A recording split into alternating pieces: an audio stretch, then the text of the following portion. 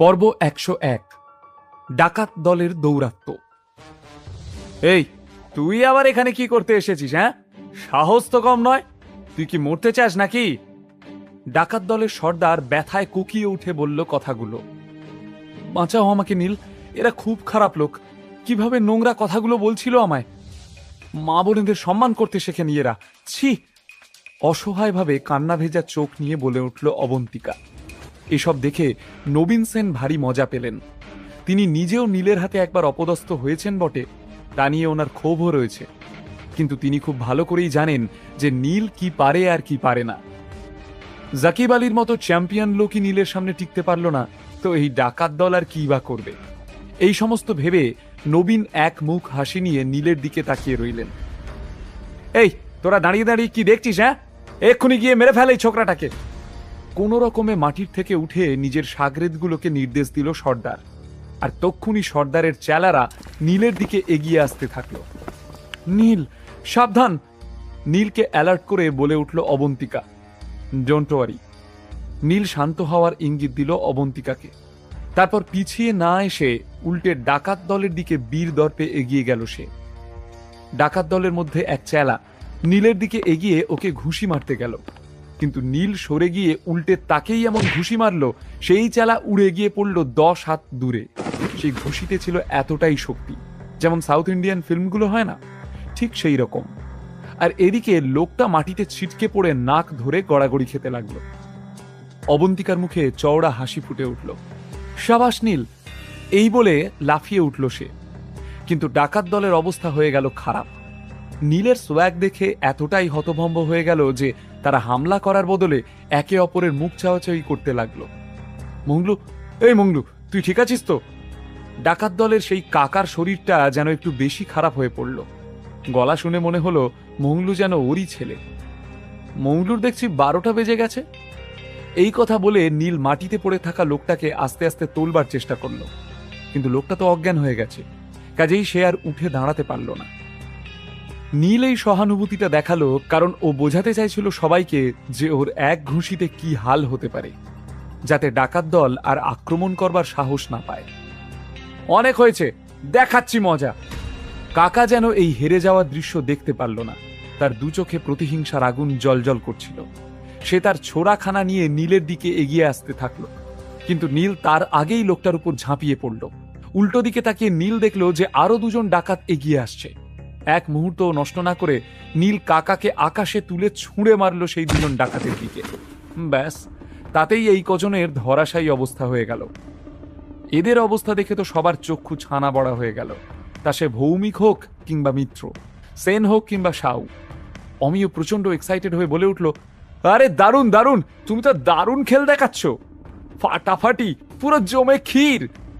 কোন রকমে এই ডাকাতগুলো উঠে দাঁড়ালো, কিন্তু কারো মধ্যে নীলের সঙ্গে লড়াই করার ক্ষমতা নেই। তারা করুণ চোখে তাদের সর্দারের দিকে তাকিয়ে জিজ্ঞেস করল, গুরু, এখন কি করব? আরে তোমাদের গুরুকে জিজ্ঞেস করে আর কি হবে? ওর কি আর লড়াই করার ক্ষমতা আছে? থাকলে এতক্ষণে সামনে চলে আসতো, শুধু শুধু তোমাদেরকে লড়তে পাঠাতো না। যদি সাহস থাকে তো তোমাদের গুরুকে বলো সামনে এসে লড়াই করতে। কঠিন আওয়াজে নীল সর্দারকে চ্যালেঞ্জ জানালো। নীলের সহযাত্রীরা যারা এতক্ষণ ভয়ে থরথর কাঁপছিল, তাদের চোখে এতক্ষণে আশার আলো আর মুখে হাসির ঝলক দেখা গেল। তাদের মধ্যে কেউ কেউ নীলের জন্য চিয়ার করতে লাগলো। সবকিছু ঠিকই যাচ্ছিল, এমন সময় হঠাৎ গুলির শব্দ শোনা গেল, আর তারপরেই ঝনঝন শব্দে বাসের কাঁচটা ভেঙে পড়ল। ডাকাত সর্দার বাসের কাঁচে গুলি করেছিল, আর করবে নাই বা কেন? তার হাত থেকে তো সবকিছু ফসকে যাচ্ছে। সে কখনোই চাইবে না যে নীলের জন্য তাদের দল ছত্রভঙ্গ হয়ে যাক। তোমার যখন এতই সাহস, এসো, এই বন্দুকের সামনে এসো, দেখি তোমার কত দম। মরিয়া হয়ে নীলের দিকে বন্দুক তাক করে কথাগুলো এক নিঃশ্বাসে বলে ফেলল ডাকাত সর্দার। আরে, এ তো দারুণ ব্যাপার। জানি যাদের জোর নেই তাদের এমন ভরসাযোগ্য বন্ধু বন্দুক দরকার। নীল একটুও ভয় না পেয়ে কথাগুলো ডাকাত সর্দারকে বলল, তুমি এক কাজ করো, এক্ষুনি আমাকে শুট করো, কারণ আমি যদি একবার লুকিয়ে পড়ি, তোমার বাবারও সাধ্য নেই আমাকে খুঁজে বের করে। রাগে কেঁপে উঠে ডাকাত দলের সর্দার বলল, তুমি আমাকে কি ভেবেছ আমি গুলি চালাতে পারি না? উফ, বাচ্চাদের মতো এত রেগে যাচ্ছ কেন?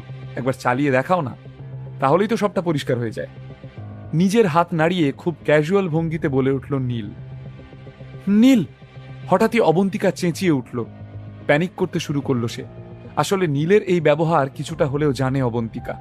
নীলকে সে বেশ কিছুদিন ধরেই দেখছে, তাই তার বডি ল্যাঙ্গুয়েজ সম্পর্কে সে এখন ওয়াকিবহাল।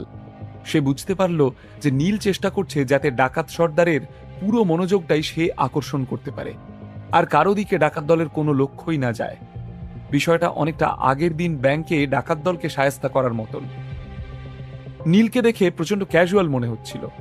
সে অবন্তিকার দিকে হাত তুলে তাকে রিল্যাক্স করল, আর ডাকাত সর্দারের দিকে ফিরে বলল, তুমি যদি এক্ষুনি আমার উপর গুলি না চালাও তাহলে আমি বুঝবো যে তুমি আসল পুরুষ মানুষ নও।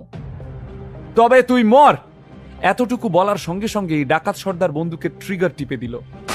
কান ফাটানো একটা আওয়াজ হলো, গ্রুম! আর প্রায় সঙ্গে সঙ্গেই নীলের ডান কাঁধ থেকে রক্তের ধারা বয়ে গেল। গুলি তার কাঁধ ছুঁয়ে বেরিয়ে গেছে। নীল হঠাৎ তার ডান কাঁধের পাশে তীব্র ব্যথা অনুভব করল। তার মুখ ব্যথায় হয়ে গেল ফ্যাকাশে। কি মজা লাগছে? আরো মজা করবে? সর্দার হাসতে হাসতে বলে উঠল।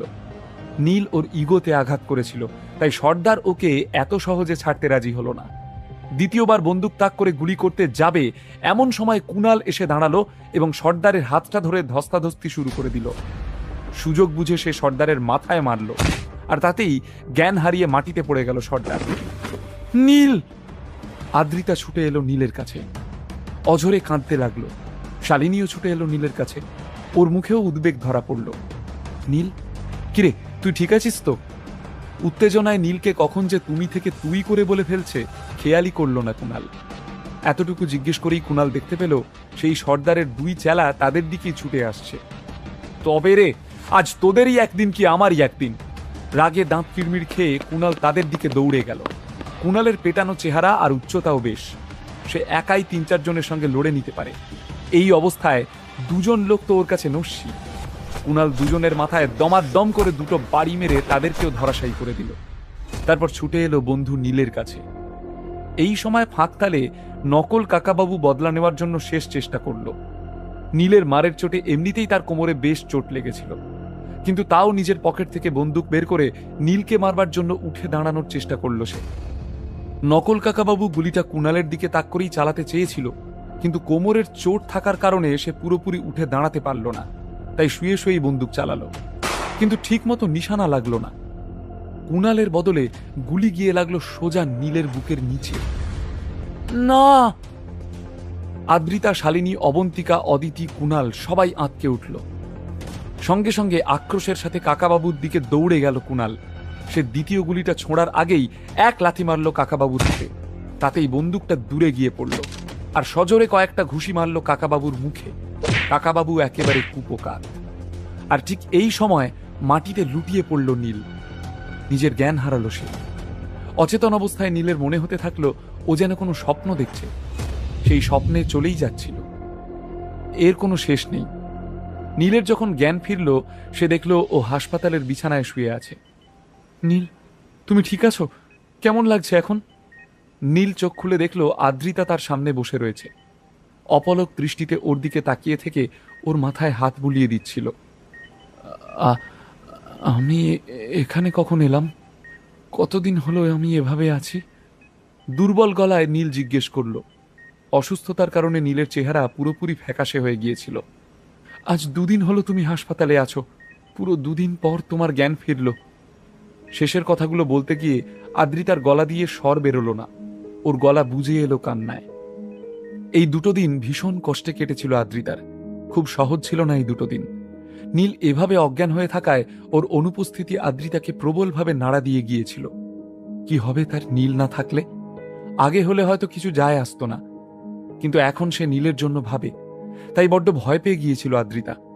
নীল, তুমি আমাকে প্রমিস করো যে ইন ফিউচার তুমি এই সব কখনো আর একা একা করবে না। কোনো প্রয়োজন নেই তোমার হিরো হওয়ার, ঠিক আছে? তুমি জানো ডক্টর কি বলেছে? গুলিটা তোমার বুকের কত কাছে ছিল? শুধু 3 সেন্টিমিটার। 3 সেন্টিমিটারের জন্য বেঁচে গেছো তুমি। কথাগুলো বলতে বলতে আদ্রিতার গলা বুঝে এলো, চোখের জলে ভাসিয়ে দিল সে। আরে আরে বাবা, আমার পাগলি বউ। আচ্ছা ঠিক আছে, তুমি কান্না তো বন্ধ করো। তুমি কাঁদলে যে আমার বড্ড কষ্ট হয়, জানো না। নীল হাসতে হাসতে বলল, আসলে সেই সময় যদি নীল সব অ্যাটেনশন নিজের দিকে না টেনে নিত, তাহলে সেই ডাকাত দল যে কি করতো কে জানে। অবন্তিকার পল্লবীর সাথেও ভুল কিছু হয়ে যেতে পারত, তাই ওদের আটকানো খুবই জরুরি ছিল নীলের। একদম ঠিক হয়েছে, তোমার কষ্ট হওয়াই উচিত। এই দুদিন তুমি আমাকে খুব কাঁদিয়েছ। তুমি কখনো ভেবে দেখেছ যে যদি তোমার কিছু হয়ে যেত তাহলে আমার কি হতো? ছোট বাচ্চার মতো ফুঁপিয়ে উঠল আদ্রিতা। নীলের চোখ ছলছল করে উঠল আদ্রিতার মুখে এই কথাগুলো শুনে। আদ্রিতা যে কখনো তাকে এত ভালোবাসবে, তার কথা এইভাবে ভাববে, নীল কখনো কল্পনাও করতে পারেনি। কিন্তু আজ যখন সেই স্বপ্ন সত্যি হলো, ও বুঝতে পারল যে আদ্রিতা তাকে এতটা ভালোবাসে। তখন ওর খুশির আর কোনো ঠিকানাই রইল না। শরীরের কষ্টটাও কিছুটা কম বলে বোধ হচ্ছিল। আচ্ছা বাবা, ঠিক আছে, এই আমি প্রমিস করলাম। নীল হাসি মুখে বলল, আর ভয় পেতে হবে না, সব ঠিক আছে। কাছে এসো, একটা চুমু খাই, সব ভয় কেটে যাবে। ধ্যাত, অসভ্য। হঠাৎই কান্না বন্ধ করে লজ্জায় দুহাত দিয়ে মুখ ঢেকে নিল আদ্রিতা। নীলও হেসে নিয়ে একবার চারপাশে চোখ বুলিয়ে নিল। তারপর একটু সন্দেহ নিয়ে জিজ্ঞেস করল, বাবু, এটা কোন হসপিটাল? আজকাল কি সব জেনারেল ওয়ার্ডগুলো এত লাক্সারিয়াস হয়ে গেছে? এটা একটা প্রাইভেট হসপিটাল। লাহারা এটার মালিক, মিস্টার কুনালি সব ব্যবস্থা করেছেন। ওনারা তোমাকে বেস্ট ডক্টরের টিমকে দিয়ে ট্রিটমেন্ট করিয়েছেন, কৃতজ্ঞতার সাথে বলল আদ্রিতা। আচ্ছা, কুনাল কোথায়? নীল অধৈর্য হয়ে জিজ্ঞেস করল। এত কিছুর পর প্রাণের বন্ধুকে দেখতে ইচ্ছে করছিল নীলের। আর দুদিন পর কুনালের দাদুর জন্মদিন, তাই ওনাদের বাড়িতে গেস্ট আসা শুরু হয়ে গেছে। উনি সেই কাজেই বিজি। অবশ্য আমায় বলে গেছেন যখন তোমার জ্ঞান ফিরবে আমি যেন ওনাকে ইমিডিয়েটলি কল করে ইনফর্ম করি। কথাটা বলতে বলতেই আদ্রিতা নিজের ব্যাগ থেকে ফোনটা বের করল। নীলের দৃষ্টি হসপিটালের সিলিং এর দিকে গিয়ে আটকে গেল। হয়তো ও অসুস্থ, কিন্তু কুনালের সঙ্গে ওর যে ভালো বন্ধুত্ব তৈরি হয়েছে, সেই কথা ভেবে নীলের মনে বেশ একটা গ্র্যাটিটিউড ফিল হচ্ছিল। আদ্রিতা কুনালের সঙ্গে কথা বলে ফোনটা রাখতেই নীল আরো একটা প্রশ্ন করল, এই, তুমি কি জানো কুনালের বাড়ি কোথায়? আচ্ছা নীল, তুমি এসব জেনে কি করবে বলো তো? তুমি কি যাবে ওনাদের বাড়ি? যাবে না তো। চুপচাপ শুয়ে এখন বিশ্রাম করো। আমার ওনার সঙ্গে কথা হয়ে গেছে, উনি আসছেন। ওয়ারিড হয়ে আদ্রিতা একটু বকেই দিল নীলকে। এদিকে কুশল নিজের হোটেলের একটি প্রাইভেট রুমে পৃথা আর আরো 3 জন লোককে নিয়ে ইকোলজিক্যাল গার্ডেন কিভাবে ক্রিয়েট করা যায় সেই ব্যাপারে ডিসকাস করছিল। হঠাৎই সেই প্রাইভেট রুমের দরজা খুলে কিছু লোক ভেতরে ঢুকে এলো। কুশলের দিকে ভয়ানক দৃষ্টিতে তাকিয়ে রইল ধীরেন রায়চৌধুরী। ধীরেন রায়চৌধুরী মানে নীলের কাকা কুশলের সাথে দেখা করতে এসেছে কেন? ধীরেন কি জেনে গেছে যে নীলের দলে ঠিক কে কে রয়েছে? ধীরেন কি তাদেরকে নিজের দলে টানবার চেষ্টা করবে, নাকি ধীরেন তাদের শেষ ওয়ার্নিং দিতে এসেছে? কুশল আর বাকি সবাই কি নীলের সঙ্গ ছেড়ে দেবে, নাকি ধীরেন রায়চৌধুরীর বিরুদ্ধে তারা লড়বে?